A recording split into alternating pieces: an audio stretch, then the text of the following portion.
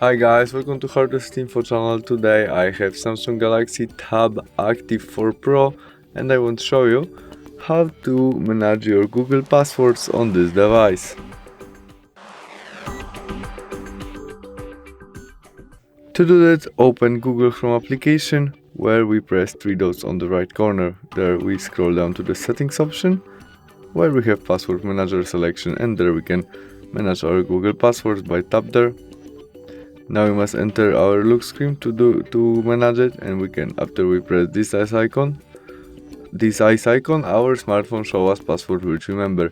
This first icon, copy our email or copy our passwords, or also we can edit all by edit, and we can add something to that or delete what you prefer and need, or we can add notes to our passwords. After we custom it, we press save, and we can also delete all by delete and confirm by delete again.